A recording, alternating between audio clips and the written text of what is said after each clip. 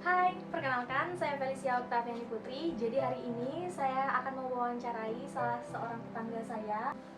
Halo, perkenalkan nama saya Bagus Pastio. Saya adalah anggota DPRD Kabupaten Kuburaya dari fraksi PDI Perjuangan, Dapil 4, Prasojaya, Telupakedai.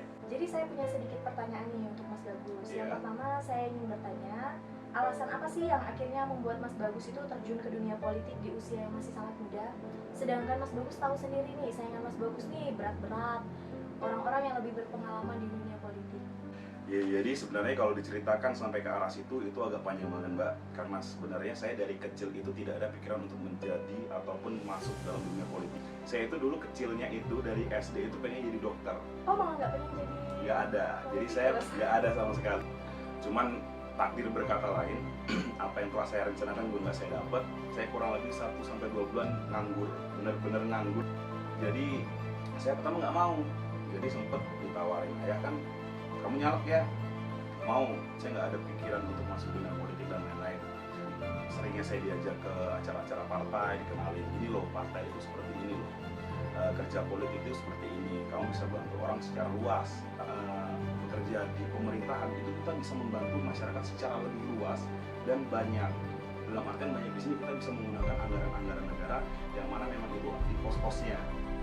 Kemarin itu omongannya gini, kamu masih muda, udah lulus kuliah, track record ayah saya sendiri itu bisa dibilang bagus. Ini nggak ada salahnya kamu nyoba untuk meneruskan perjuangannya. Supaya saya kata nggak mau, karena nggak ada pikiran, sampai akhirnya lama-lama juga tertarik karena seringnya ikut kegiatan ayah dalam dunia politik atau dunia berpartai. Seperti ini loh partai seperti ini, akhirnya ada ketertarikan tersendiri. Saya mencalon, alhamdulillah saya bisa bilang dari 4 calon yang dimajukan di Dapil 4 dari Partai PDI Perjuangan. Kalau dengar-dengar cerita Mas Bagus ini sebenarnya kita kebalikan ya Mas. Jadi kalau saya itu sebenarnya niat banget ke dunia politik cuma ditentang sama orang tua. Orang tua. Karena menurut orang tua saya itu kaum minoritas dan saya nggak mungkin bisa maju gitu di dunia politik. Jadi akhirnya saya disuruh kuliah di ekonomi ini.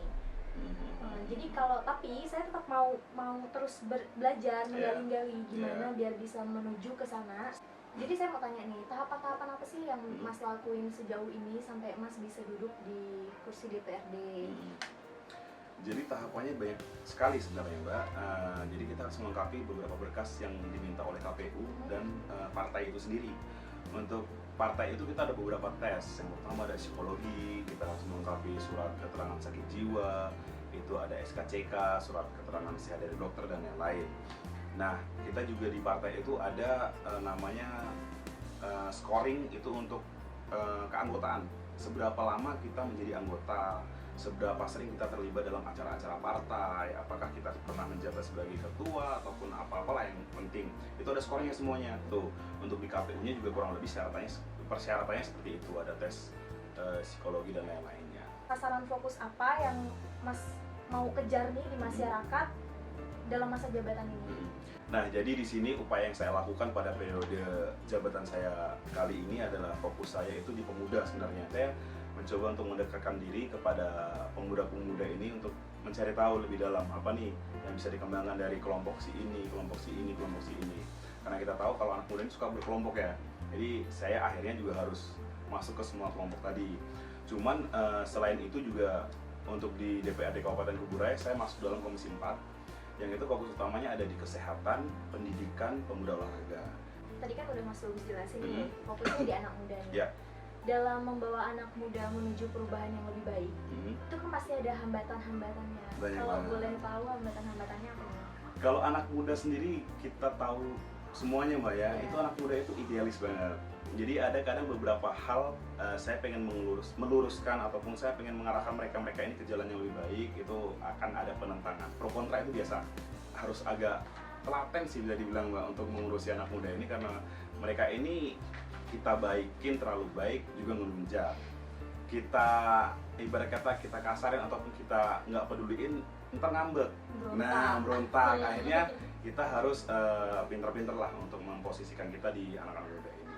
pesan dulu dong untuk teman-teman yang nonton dan anak-anak muda sekarang yang nonton video ini juga, biar tetap semangat ngeraih cita-cita dan ada di titik ini dan membawa anak-anak muda menuju perubahan. Siap. Nah, jadi pesan saya untuk teman-teman semua yang mungkin sekarang lagi nganggur atau mungkin kuliahnya belum selesai, yang lagi skripsi ataupun apapun itu, semangat terus menjalani hidup. Kita nggak akan pernah tahu ke depan seperti apa. Seperti saya sendiri, cita-cita dokter, saya malah menjadi anggota DPRD Kabupaten Kuburaya sekarang.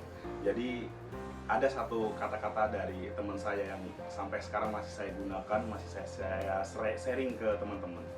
Let it flow, biar ngalir aja. Oke. Yang penting kita ngejalanin hidup jujur, nggak boleh jahat ke orang, selalu berbuat baik untuk semua orang. Insya Allah kebaikan kita bakal